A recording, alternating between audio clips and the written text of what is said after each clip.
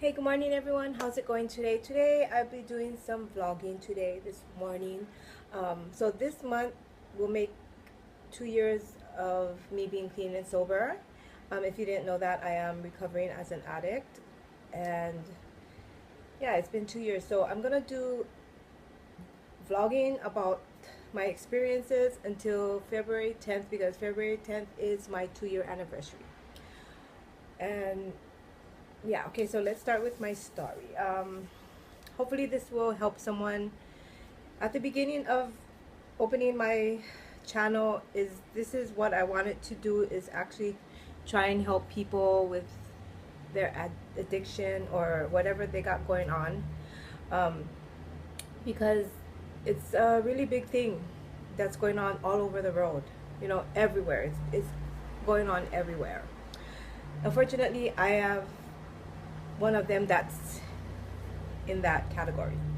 So I opened up this channel to keep me focused on moving forward. And at that time, I was going through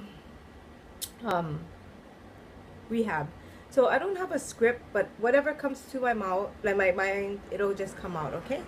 Um, so I just go do it as I just go with the flow, and whatever comes out, comes out. I'm not gonna be here like writing a script or something like that, because this is real life and this is how it actually really is. So the first time I did start that, it was 17 years old. I was 17 years old when I first ever started meth. It was meth that I was, my choice of drug or whatever you want to call it. So from 17 till right now I'm 46. So that was 44 years old is when I finished, when I called it quits. At the beginning, it was like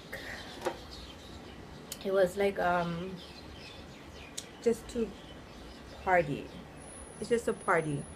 And from my background, my parents never abused me. They never, like, physically or mentally or verbally, they never did that. And hold on, so as I was saying, that for my childhood, it was a normal childhood. um, my parents were a little bit overprotective, but normal. um, because I looked at other people and their upbringings, and it was, some of them were abused, um, treated badly, no structure. But for me, it was pretty much a normal family, like my mom, them, you know. I can't say really normal, but it wasn't abusive. So, with that being said, it's like addiction can get you wherever you are. You don't have to be abused. You don't have to be troubled or whatever. You can just, it just happens.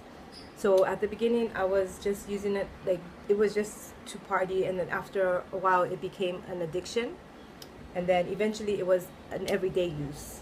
Um, so that's over 20 years.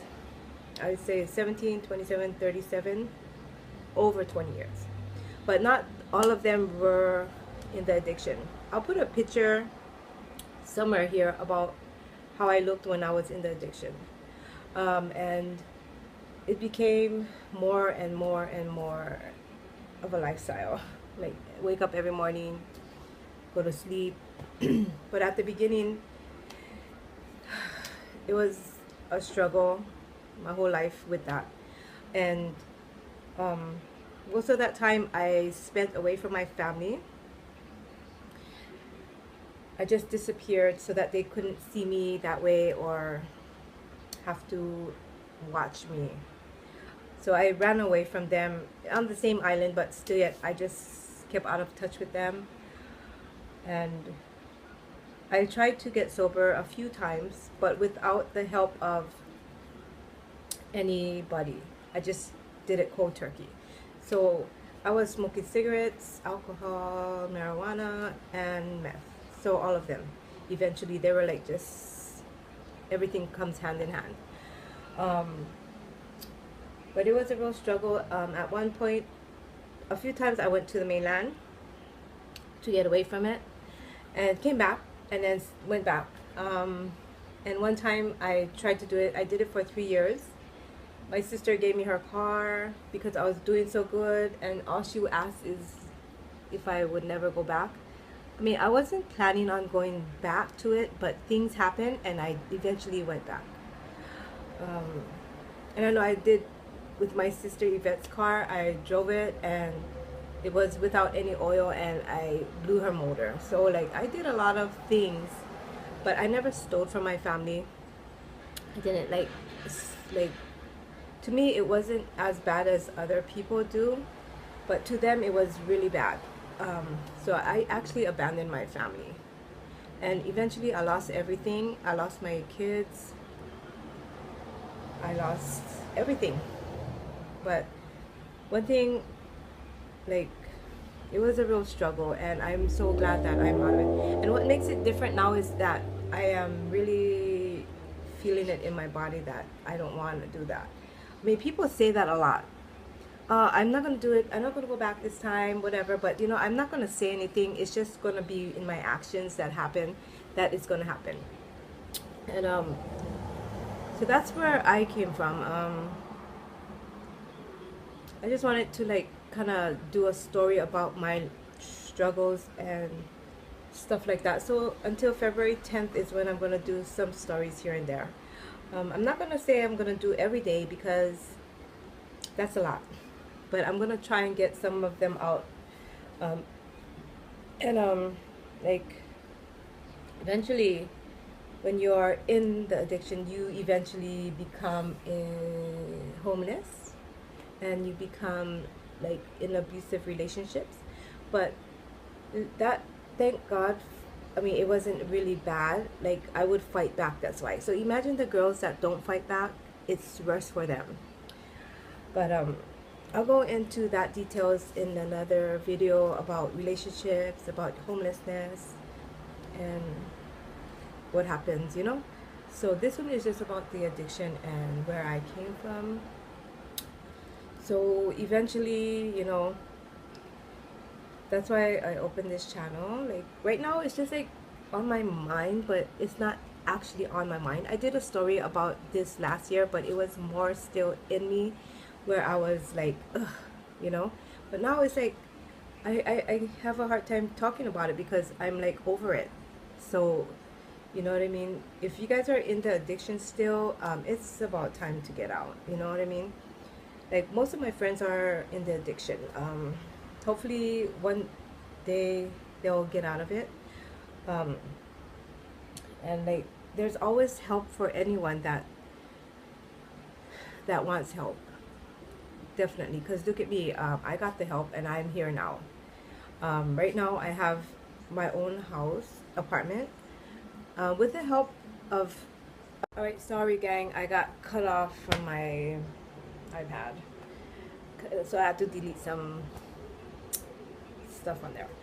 Anyways, as I was saying, I do have my own apartment, with the help of an agency. It's IHS, it's for Institute of Humane Services. So I asked for the help. I went out looking for the help and I got it. So there's no such thing as no, you can't do it. Look at me, because you know, if you know me, if you knew me, it was kind of rough. So most of the time I had a car and I lived in my car or my van. And then at that point I thought it was just comfortable for me, so that's why it was going on for a while.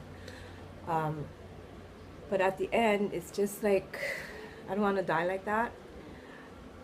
So I just decided to change my life, and on February 10th 2016 is when I did it. I called my sister Yvette. She picked me up and then she took me to my sister Ruby's house, which I was only supposed to be there for a weekend, but ended up getting my shit together at that time. And my sisters, they helped me so much, even though it was like, oh, again, you know, they still did it, and look where I am today. My sister Ruby helped me so much. She took me in, she took me to all my classes, so I did seek help, rehabilitation from Hina Malka, and I'm pretty sure wherever you are in your hometown you have all that. if you're looking for it, all the help you need. But you know, don't think that, oh, you can't get the help, because I'm living proof, and I have other friends that were in the addiction too, and they also got help, and they're doing very well right now. But um, it's a real struggle. But thank God, to today at this point, it's not really a struggle, because right now I do have a job that I love. I have my own space where nobody can kick me out or do, you know. And what else? I have my family. Um, I've still got to work on that, but at least they're around and I'm around them. So right now, so far, it's going pretty good. But the only downfall is that my sister is not here to share that with me anymore.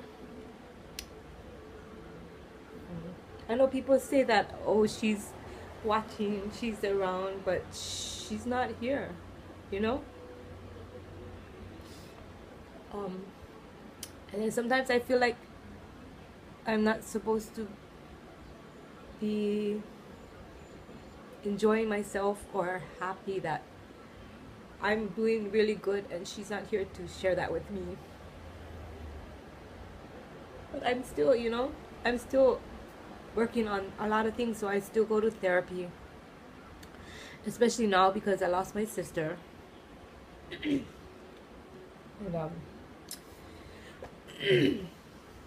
and that's really rough for, especially as somebody like me with my history. But when that happened, there was no bone in my body that was wanting to relapse or anything like that. And that was the first time ever that I dealt with something this serious sober. And I guess it's a different thing while I'm sober. Um, it's not as bad. If I was in the addiction, oh my God, it would be worse. I would be more drunk or more high. I would just bury myself into it. But this time I have to face it. And without being any of those things, it kind of was easier for me to walk the walk. Um, or maybe I'm just hiding it. That's why I still go to my therapist every week, so that I can. All right, so cut off again. Sorry, gang. So that's why I go to my therapist still, because it was like half of my life I struggled with that. So, do you think that it's gonna be like resolved after treatment? After all those years being an addict? No. It'll take time to to work it out. I mean, okay, I may look fixed, but am I really?